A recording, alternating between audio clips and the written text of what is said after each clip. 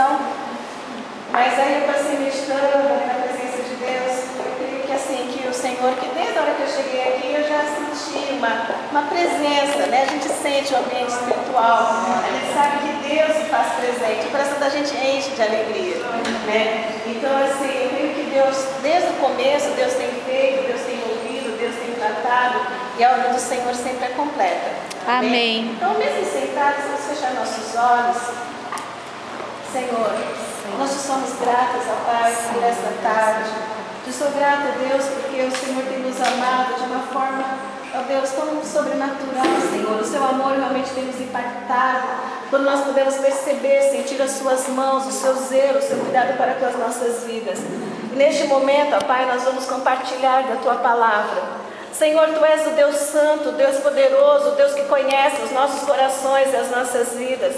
Eu sei, ó Pai, que o Senhor tem perscrutado, sondado o coração de cada uma dessas mulheres que o Senhor reuniu neste lugar. Que Deus não venha eu na minha limitação, mas que realmente, Senhor, o Senhor possa estar me usando como um vaso desobstruído, ó Pai, como instrumento para poder estar ministrando aos nossos corações. Porque eu creio, ó Pai, que a sua obra completa, a sua presença já é real neste lugar. O Senhor é Deus que tem ministrado, Senhor, e que neste momento o Senhor possa estar falando, ó Pai, com cada uma de nós, porque nós queremos, Senhor, ouvir a tua palavra, e que os nossos corações sejam como solo fértil, Pai, pronto, ávido, Senhor, para receber a boa semente. Se conosco, ó Pai, em nome de Jesus. Amém. Amém. Bom, o tema é que árvore eu sou. Amém? Aí se nós pensarmos assim, em árvore, né, o que nós imaginamos? Vocês estão com as suas Bíblias? Vamos abrir em Salmos, capítulo 1, versículo 3. Salmos, capítulo 1, versículo 3. Está dando para ouvir bem? Né? Está sem microfone? Se vocês quiserem, eu pego o microfone. Precisa? Salmos 1, 3.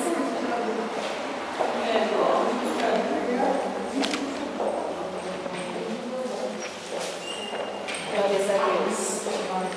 Diz assim a palavra do Senhor: pois será como a árvore plantada junto a ribeiros de águas, a qual dá o seu fruto na estação própria, e cujas folhas não caem, e tudo quanto fizer prosperará. Então, quando nós imaginamos árvore, aí o tema da palavra que o Senhor tem para nós nessa tarde: que árvore eu sou? Se eu te perguntar, que árvore você gostaria de ser? Eu gostaria de ser uma árvore bem grande, bem bonita. Eu queria ser, acho, uma cerejeira, né, no tempo da floração, com aquelas flores lindas. Porque nós nunca vamos imaginar uma árvore seca, uma árvore feia, né, nós imaginamos uma árvore frondosa, uma árvore bonita. E quando nós lemos aqui em Salmos, pois será como uma árvore plantada junto a ribeiro de águas, né? Então nós já nos imaginamos ali bebendo das águas que saem do trono da graça, a qual dá o seu fruto na estação própria, cujas folhas não caem, e tudo quanto fizer prosperará. Aí nós ouvimos esses salmos, nosso coração enche de alegria. Eu quero ser essa árvore, uma árvore frondosa, uma árvore que produz frutos, uma árvore que pode abençoar as pessoas, porque a árvore, ela produz sombra. Enquanto as pessoas estão aflitas, elas querem sombra, né, que dá o fruto, né, e o fruto que diz lá em João 15:16, que o vosso fruto permaneça. Só que na realidade, né, não é só esse tipo de árvore que tem. Então nós vamos falar hoje sobre 4 tipos de árvores, tá? Nós vamos falar sobre as árvores que são bonitas, mas não produzem frutos. Sabe aquela árvore que só tem folha, mas ela não produz? Então, como nós estamos numa tarde falando com mulheres, então nós vamos pegar na Bíblia mulheres que da mesma forma só tem folhas. Então nós vamos falar sobre quem? Nós vamos falar sobre uma mulher chamada Batseba ou Batseba, né? Depende da linguagem. Às vezes a pessoa fala, não tem acento, seria Batseba, né? Seba. Mas eu falo Batseba. Por que nós podemos falar dela? Em 2 Samuel 11, do 2 ao 5. Vamos ver o que diz a palavra do Senhor em 2 Samuel 11, do 2 ao 5. A palavra do Senhor, ela tem resposta para todas as nossas, né? Nossas vidas, nossas situações. Olha só o que diz a palavra do Senhor. 2 Samuel 11, do 2 ao 5. Uma tarde, levantou-se Davi do seu leito e andava passeando no terraço da casa real. Daí viu uma mulher que estava tomando banho. Ela era muito formosa. Davi mandou perguntar quem enviou, quem era. Disseram: é Batseba, filha de Eliã e mulher de Urias o Heteu. Então enviou Davi mensageiros que a trouxessem. Ela veio e ele se deitou com ela, tendo ela se purificado da sua imundícia. Voltou para a sua casa. A mulher concebeu e mandou dizer a Davi: estou grávida. Então quem era essa mulher? Essa mulher era uma mulher bonita. E segundo escritos rabínicos, ela era uma mulher muito bonita e muito inteligente. Então, só se nós formos assim, analisar a história dessa mulher, a contribuição que ela deu para a história, o que nós encontramos? Ela era uma mulher muito bonita. Aí alguém diz assim: mas ela não foi seduzir a Davi. Ela estava lá no jardim da casa dela, ela estava tomando banho na casa dela. Foi Davi que olhou, foi Davi que a desejou, né? Só que quando Davi mandou procurar, porque ela sabia que era errado, e pela lei mosaica realmente era errado, mas mesmo assim ela se submeteu a estar deitada com o rei, né? E aí o que aconteceu? Várias coisas, porque assim, ela estava se banhando. Então nós imaginamos uma mulher, né, bonita, que se cuida, só que o Senhor, Ele quer lavar não apenas o exterior, mas o nosso interior. O que é um interior limpo? Buscar a santidade, buscar viver a essência da palavra de Deus, buscar estar no centro da vontade de Deus, porque o Senhor, Ele chamou a cada uma de nós, e dentro de nós algo que se chama temor a Deus. Nós amamos o Senhor. E aquela mulher, ela era bonita, ela assim, né, ela devia ter uma casa bonita, porque o esposo dela era alguém muito bem colocado, né? Só que assim, o que faltava? Faltava o temor a Deus. Então o que ela tinha? Ela tinha o exterior. Ela tinha aquilo que as pessoas olhavam e admiravam. Então assim, tudo que se diz sobre ela é que era uma mulher muito linda. Só que ela teve consequência pelo erro dela. Então nós podemos dizer que Batseba, ela era o quê? Ela era uma mulher como uma árvore cheia de folhas, mas que não produzia frutos. Porque os frutos que realmente permanecem é aqueles frutos do Espírito, aqueles frutos que saem de um coração que ama a Deus, né? Quando diz lá em João 15:16: não escolhestes vós a mim, mas eu vos escolhi, vos nomeei para que vades e deis fruto e o vosso fruto permaneça. Amém.